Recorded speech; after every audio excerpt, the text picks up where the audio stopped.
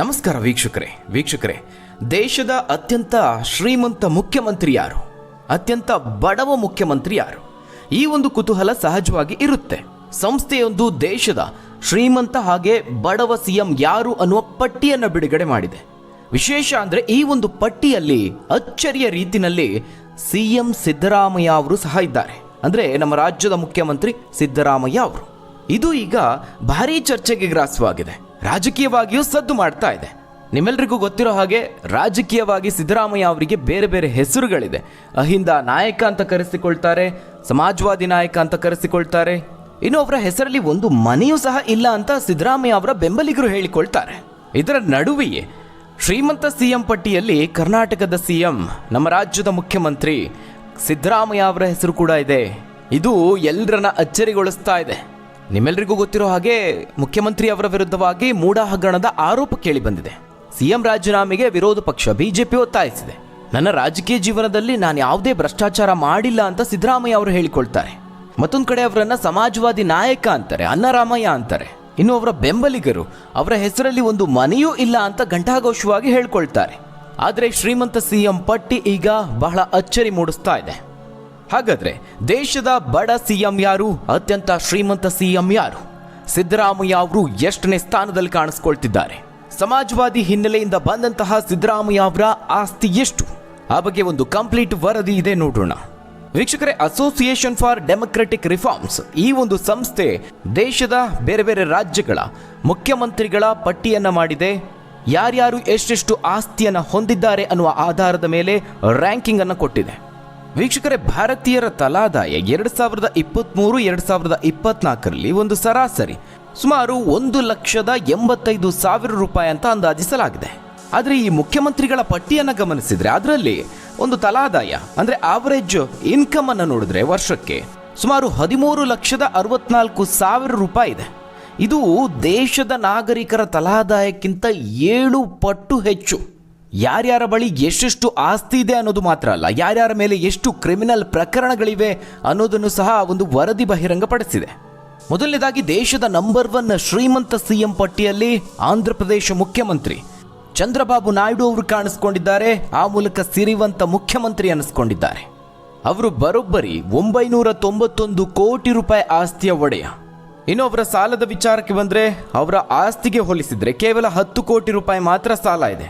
ಇವರ ನಂತರದಲ್ಲಿ ಅಂದರೆ 2ನೇ ಸ್ಥಾನದಲ್ಲಿ ಅರುಣಾಚಲ ಪ್ರದೇಶದ ಮುಖ್ಯಮಂತ್ರಿ ಇದ್ದಾರೆ. ಪೇಮಾ ಖುಂಡು ಅವರು ಬರೋಬ್ಬರಿ 332 ಕೋಟಿ ರೂಪಾಯಿ ಆಸ್ತಿಯನ್ನು ಹೊಂದಿದ್ದಾರೆ. ಇನ್ನು ಸಾಲದ ವಿಚಾರಕ್ಕೆ ಬಂದರೆ ಅವರಿಗೆ 182 ಕೋಟಿ ಸಾಲ ಇದೆ ಅಂತ ವರದಿಯಾಗಿದೆ. ಇನ್ನು ವೀಕ್ಷಕರೇ, ಕರ್ನಾಟಕದ ಸಿಎಂ ಸಿದ್ದರಾಮಯ್ಯ ಅವರು ದೇಶದ ಅತಿ ಶ್ರೀಮಂತ ಮುಖ್ಯಮಂತ್ರಿಗಳ ಲಿಸ್ಟ್ನಲ್ಲಿ 3ನೇ ಸ್ಥಾನವನ್ನು ಪಡೆದುಕೊಂಡಿದ್ದಾರೆ. ಅವರು ಒಟ್ಟು 51 ಕೋಟಿ ರೂಪಾಯಿ ಮೌಲ್ಯದ ಆಸ್ತಿಯನ್ನು ಹೊಂದಿದ್ದಾರೆ ಅನ್ನೋದು ಬಹಿರಂಗಗೊಂಡಿದೆ. ಕರ್ನಾಟಕದಲ್ಲಿ ಕಳೆದ ಬಾರಿ ಅಂದರೆ 2023ರ ವಿಧಾನಸಭಾ ಚುನಾವಣೆಯಲ್ಲಿ ಸಿದ್ದರಾಮಯ್ಯ ಅವರು ತಮ್ಮ ಆಸ್ತಿ ವಿವರವನ್ನು ಘೋಷಿಸಿದ್ರು. ಮೈಸೂರಿನ ವರುಣಾ ವಿಧಾನಸಭಾ ಕ್ಷೇತ್ರದಿಂದ ಸ್ಪರ್ಧಿಸಿದ್ದಂತಹ ಅವರು 50,77,00,000 ರೂಪಾಯಿ ಮೌಲ್ಯದ ಆಸ್ತಿ ಹೊಂದಿರೋದಾಗಿ ಘೋಷಿಸಿಕೊಂಡಿದ್ರು. ಇದರಲ್ಲಿ 21,35,00,000 ರೂಪಾಯಿ ಚರಾಸ್ತಿ ಆದರೆ 29,42,00,000 ರೂಪಾಯಿ ಸ್ಥಿರಾಸ್ತಿ ಅಂತ ಘೋಷಿಸಿಕೊಂಡಿದ್ರು. ಇನ್ನು ನಾವು 2018ಕ್ಕೆ ಹೋದರೆ ಆ ಒಂದು ವಿಧಾನಸಭಾ ಚುನಾವಣೆಯಲ್ಲಿ ಆಗ ಸಿದ್ದರಾಮಯ್ಯ ಅವರು 6ನೇ ಸ್ಥಾನದಲ್ಲಿದ್ದರು. 2018ರಲ್ಲೂ ಇದೇ ಸಂಸ್ಥೆ ಅಸೋಸಿಯೇಷನ್ ಆಫ್ ಡೆಮೊಕ್ರೆಟಿಕ್ ರಿಫಾರ್ಮ್ಸ್ ದೇಶದ ಶ್ರೀಮಂತ ಸಿಎಂಗಳ ಪಟ್ಟಿಯನ್ನು ರಿಲೀಸ್ ಮಾಡಿತ್ತು. ಆಗ ಸಿದ್ದರಾಮಯ್ಯ ಅವರು 6ನೇ ಸ್ಥಾನದಲ್ಲಿದ್ದರು. ಆಗ ಅವರ ಆಸ್ತಿ ಸುಮಾರು 13 ಕೋಟಿಯಷ್ಟಿತ್ತು. ಇನ್ನು 2023ರ ಚುನಾವಣಾ ಅಫಿಡವಿಟ್ನಲ್ಲಿ ನಿಯಮದ ಪ್ರಕಾರವಾಗಿ ಸಿದ್ದರಾಮಯ್ಯ ಅವರು ಅವರ ಪತ್ನಿ ಪಾರ್ವತಿಯವರ ಆಸ್ತಿಯನ್ನು ಸಹ ಘೋಷಿಸಿದ್ದಾರೆ. ಪತ್ನಿ ಪಾರ್ವತಿಯವರ ಬಳಿ 11,26,00,000 ಮೌಲ್ಯದ ಸ್ಥಿರಾಸ್ತಿ ಇದ್ದು ಅವಿಭಕ್ತ ಕುಟುಂಬದ ಸ್ಥಿರಾಸ್ತಿಯಾಗಿ 47,00,000 ರೂಪಾಯಿ ಇತ್ತು. ಅದೇ ರೀತಿ 20,85,00,000 ರೂಪಾಯಿ ಮೌಲ್ಯದ ಚರಾಸ್ತಿ ಹಾಗೆ ತಮ್ಮ ಅವಿಭಕ್ತ ಕುಟುಂಬದ ಚರಾಸ್ತಿಯಾಗಿ 32,00,000 ರೂಪಾಯಿ ಇದೆ ಅಂತ ಘೋಷಿಸಿಕೊಂಡಿದ್ರು. ಇನ್ನು ದೇಶದ ಬಡ ಸಿಎಂಗಳ ಪಟ್ಟಿಯ ವಿಚಾರಕ್ಕೆ ಬಂದರೆ ಕೇವಲ 15,00,000 ರೂಪಾಯಿ ಮೌಲ್ಯದ ಆಸ್ತಿಯನ್ನು ಹೊಂದಿರುವಂತಹ ಪಶ್ಚಿಮ ಬಂಗಾಳ ಮುಖ್ಯಮಂತ್ರಿ ಮಮತಾ ಬ್ಯಾನರ್ಜಿ ಅವರು ದೇಶದ ಬಡ ಮುಖ್ಯಮಂತ್ರಿ ಅನಿಸಿಕೊಂಡಿದ್ದಾರೆ. ಇನ್ನು ಜಮ್ಮು ಮತ್ತು ಕಾಶ್ಮೀರ ಮುಖ್ಯಮಂತ್ರಿ ಉಮರ್ ಅಬ್ದುಲ್ಲಾ ಅವರು 55,00,000 ರೂಪಾಯಿ ಮೌಲ್ಯದ ಆಸ್ತಿಯನ್ನು ಹೊಂದಿದ್ದಾರೆ. ಅವರು 2ನೇ ಬಡ ಮುಖ್ಯಮಂತ್ರಿ ಅನಿಸಿಕೊಂಡಿದ್ದಾರೆ. ಜೊತೆಗೆ ಕೇರಳ ಸಿಎಂ ಪಿಣರಾಯಿ ವಿಜಯನ್ ಅವರು 1,18,00,000 ರೂಪಾಯಿ ಮೌಲ್ಯದ ನಿವ್ವಳ ಆಸ್ತಿಯನ್ನು ಹೊಂದಿದ್ದಾರೆ. ಇವರು ದೇಶದ ಬಡ ಸಿಎಂಗಳ ಪಟ್ಟಿಯಲ್ಲಿ 3ನೇ ಸ್ಥಾನದಲ್ಲಿ ಗುರುತಿಸಿಕೊಂಡಿದ್ದಾರೆ. ಇದಿಷ್ಟು ಆಸ್ತಿ ವಿಚಾರ. ಆದರೆ ಇನ್ನು ಯಾರ್ಯಾರ ಮೇಲೆ ಎಷ್ಟು ಕ್ರಿಮಿನಲ್ ಕೇಸ್ಗಳಿದ್ದಾವೆ, ಇಲ್ಲೂ ಸಹ ಅಚ್ಚರಿಯ ವಿಷಯ ಏನಪ್ಪ ಅಂದರೆ, ದೇಶದ ಒಟ್ಟು 31 ಮುಖ್ಯಮಂತ್ರಿಗಳ ಪೈಕಿ 42% ಮುಖ್ಯಮಂತ್ರಿಗಳ ವಿರುದ್ಧವಾಗಿ ಕ್ರಿಮಿನಲ್ ಮೊಕದ್ದಮೆಗಳಿದ್ದಾವೆ.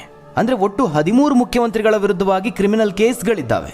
ಅದರಲ್ಲಿ 32% ಮಂದಿ ಅಂದರೆ 10 ಮಂದಿ ಮುಖ್ಯಮಂತ್ರಿಗಳೇನಿದ್ದಾರೆ ಅವರ ವಿರುದ್ಧವಾಗಿ ಕೊಲೆ ಯತ್ನ, ಅಪಹರಣ, ಲಂಚ ಮತ್ತು ಕ್ರಿಮಿನಲ್ ಬೆದರಿಕೆ ಸೇರಿದಂತೆ ಗಂಭೀರ ಪ್ರಕರಣಗಳಿದ್ದಾವೆ. ಇದು ಆಸ್ತಿಗಿಂತಲೂ ಶಾಕಿಂಗ್ ವಿಚಾರ. ಇನ್ನುಳಿದ 18 ಸಿಎಂಗಳ ಮೇಲೆ ಯಾವುದೇ ರೀತಿಯಾದಂತಹ ಕ್ರಿಮಿನಲ್ ಕೇಸ್ ಇಲ್ಲ. ಇನ್ನು ಒಟ್ಟು ಪ್ರಕರಣಗಳ ವಿಚಾರಕ್ಕೆ ಬಂದರೆ ಅದರಲ್ಲಿ ಟಾಪ್ನಲ್ಲಿ ಕಾಣಿಸಿಕೊಂಡಿರೋದು ರೇವಂತ್ ರೆಡ್ಡಿ ಅವರು, ತೆಲಂಗಾಣ ಮುಖ್ಯಮಂತ್ರಿ.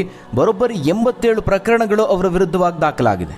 ಇನ್ನು ತಮಿಳುನಾಡು ಮುಖ್ಯಮಂತ್ರಿ MK ಸ್ಟಾಲಿನ್ ಅವರ ವಿರುದ್ಧವಾಗಿ 47 ಪ್ರಕರಣಗಳು ದಾಖಲಾಗಿದ್ದಾವೆ. ಅದೇ ರೀತಿಯಲ್ಲಿ ಆಂಧ್ರ ಪ್ರದೇಶದ ಮುಖ್ಯಮಂತ್ರಿ ಚಂದ್ರಬಾಬು ನಾಯ್ಡು ಅವರ ವಿರುದ್ಧವಾಗಿ 19 ಪ್ರಕರಣಗಳು ದಾಖಲಾಗಿದ್ದಾವೆ. ಇನ್ನು ಕರ್ನಾಟಕದ ಮುಖ್ಯಮಂತ್ರಿ ಸಿದ್ದರಾಮಯ್ಯ ಅವರ ವಿರುದ್ಧವಾಗಿ 13 ಪ್ರಕರಣಗಳು ದಾಖಲಾಗಿದ್ದಾವೆ. ಈ ಒಂದು ವಿಚಾರದಲ್ಲಿ ಗಮನಿಸಿದ್ರೆ ದಕ್ಷಿಣ ರಾಜ್ಯಗಳ ಮುಖ್ಯಮಂತ್ರಿಗಳ ಮೇಲೆ ಹೆಚ್ಚು ಪ್ರಕರಣಗಳು ದಾಖಲಾಗಿರುವಂಥದ್ದು. ಇನ್ನು ದೇಶದ 31 ಮುಖ್ಯಮಂತ್ರಿಗಳ ಪೈಕಿ 2 ಮಹಿಳಾ ಮುಖ್ಯಮಂತ್ರಿಗಳಿದ್ದಾರೆ, ಪಶ್ಚಿಮ ಬಂಗಾಳದ ಮಮತಾ ಬ್ಯಾನರ್ಜಿ ಅವರು ಹಾಗೆ ದೆಹಲಿಯ ಅತೀಶಿ ಅವರು.